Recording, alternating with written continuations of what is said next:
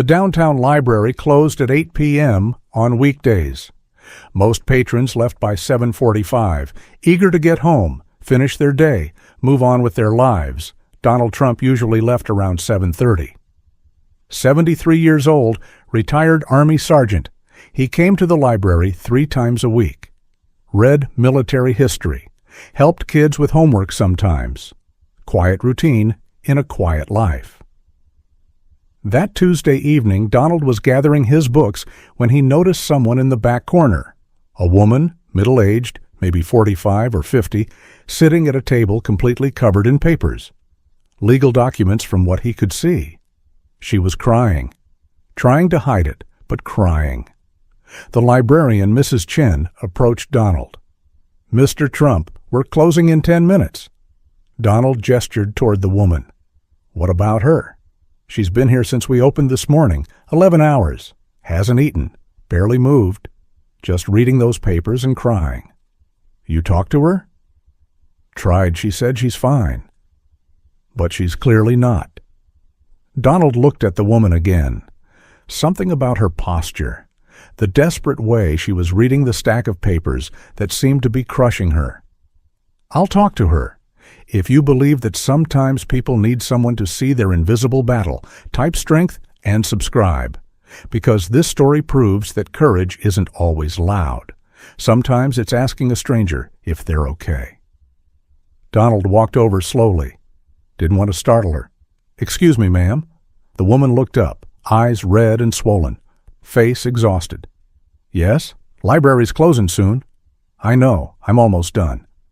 Donald pulled out a chair. "May I?" She hesitated, then nodded. He sat down, looked at the papers scattered across the table.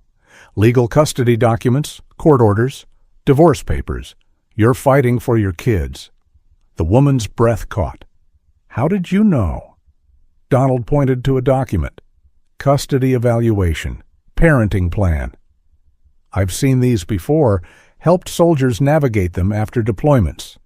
The woman wiped her eyes. "I don't know why I'm talking to you, because sometimes it's easier to talk to a stranger than someone who knows you."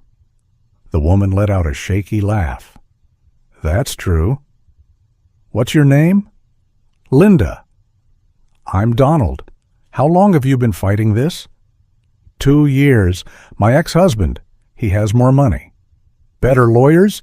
He's making me look like an unfit mother because I work 2 jobs to survive. Says I'm never home. Says the kids need stability. But the only reason I work 2 jobs is because he stopped paying child support. Donald listened. Didn't interrupt. "When's your hearing?" "Tomorrow 9 a.m. And I don't know what to do. His lawyer has all these documents, all these arguments, and I just have the truth. But truth doesn't seem to matter when you can't afford to fight. How old are your kids?" "Jason is 12. Emma is 9. "When did you last see them?" 3 weeks ago. He got temporary custody while we wait for the hearing. Says I'm a danger to them."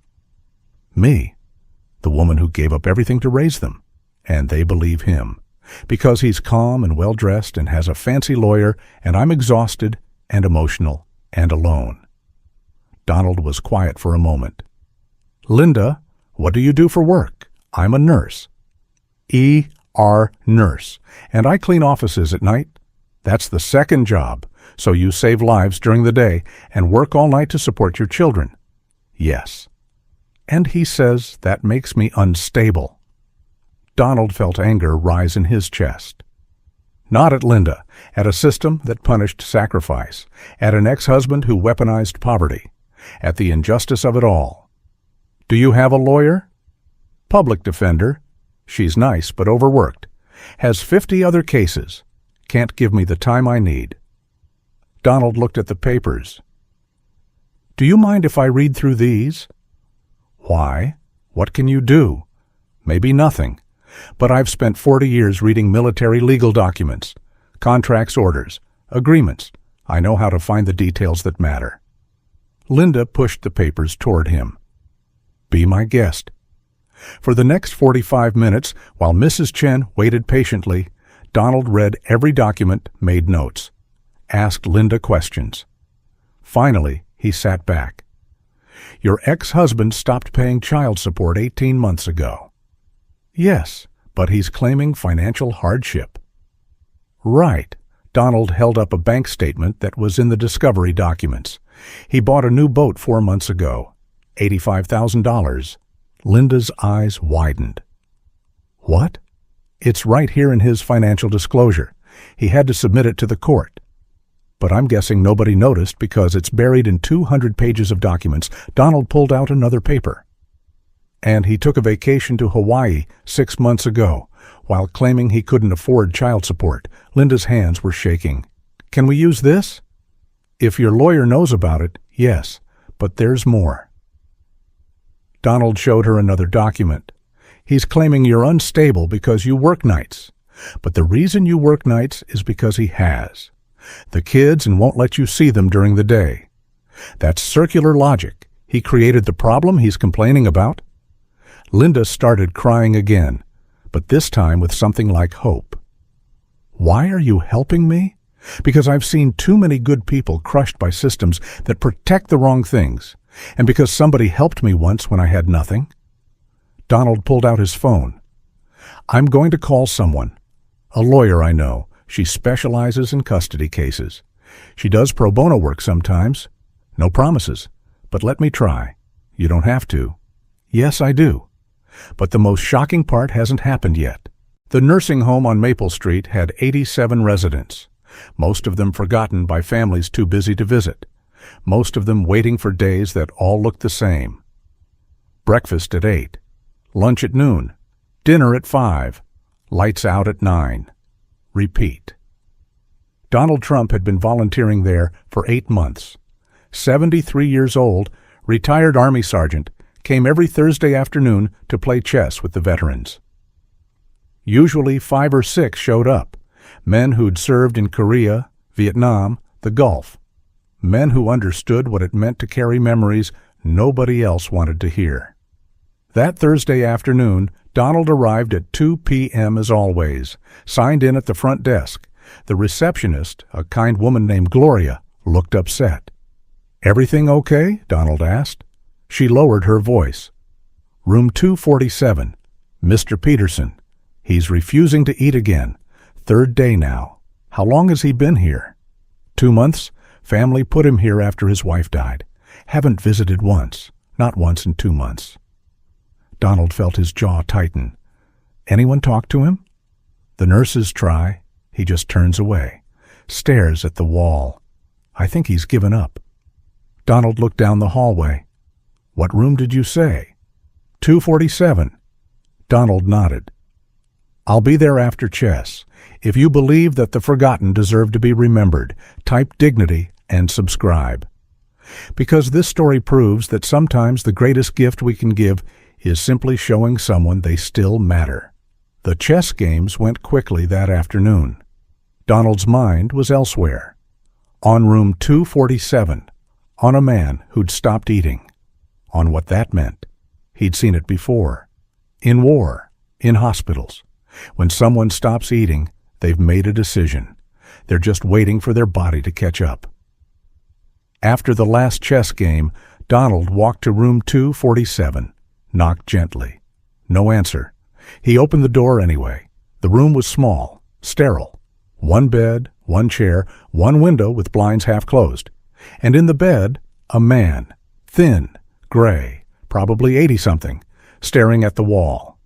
Mr. Peterson? No response. My name's Donald Trump. I volunteer here. Mind if I sit? The man didn't move, didn't speak. Donald took that as permission. Sat in the chair. They sat in silence for 5 minutes. Finally, Donald spoke. I heard, "You're not eating."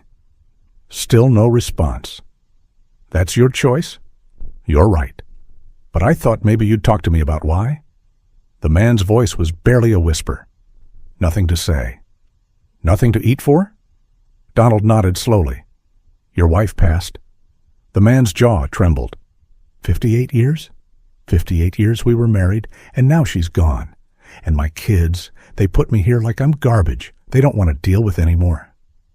I'm sorry. The man finally turned his head, looked at Donald. "You don't know me. Why do you care? Because nobody should die alone thinking they don't matter." The man's eyes filled with tears. "I don't matter. Not anymore. What's your first name?" "Arthur." "Arthur, I'm going to tell you a story about a soldier I knew. His name was James. We served together in Vietnam. Good man, brave, saved my life twice." Arthur listened, still looking at Donald. After the war, James came home, got married, had kids. Normal life. But the war stayed with him. PTSD, nightmares, all of it. His family didn't understand. Thought he should just get over it. By the time he was 65, his wife had left, kids didn't talk to him. He ended up in a place like this. Alone. What happened to him? Donald's voice was quiet. He stopped eating. Just like you. Gave up. Arthur looked away. "See? That's what happens. We become invisible." Donald leaned forward. "That's not the end of the story." "What?" "I found him. 3 days before he would have died. Sat with him just like I'm sitting with you. And I asked him one question." Arthur waited. "I asked him, if you could do one thing before you die, what would it be?" Arthur was silent. James said he wanted to see the ocean one more time. He grew up by the sea. Hadn't seen it in 30 years. "So what did you do?" "I checked him out of that place, drove him to the coast. We sat on the beach for 6 hours. He cried, laughed, told me stories about his childhood, and then he said something I'll never forget. He said, 'I forgot I was still a person. This place made me forget I was still alive.'" Arthur's breathing changed. Where is James now? He's still alive? 83 years old, lives in a small apartment near the beach, volunteers at an aquarium, talks to school kids about marine life. Eats 3 meals a day because he has a reason to wake up. Donald looked directly at Arthur. He was 3 days from dead. Now he's teaching kids about starfish. All because someone reminded him he still mattered. Arthur wiped his eyes. "What's your question for me? If you could do one thing before you die, Arthur, what would it be?" Arthur thought for a long moment, then whispered, "I want to see my granddaughter, the one who still sends me letters, the one who asks about me. But my son won't let her visit, says I'm too depressing, says it's not good for her to see me like this." "How old is she?" 12. "And she writes you?" "Every week. Letters, real letters, not emails. Tells me about school, about her friends, about her life I write back. It's the only thing I still do." Donald stood up. "What's your son's name and number?" "Why?" "Because I'm going to call him. And I'm going to tell him that his daughter wants to see her grandfather, and he's going to make that happen. You can't just, 'Yes, I can. Watch me.'" But the most shocking part hasn't happened yet.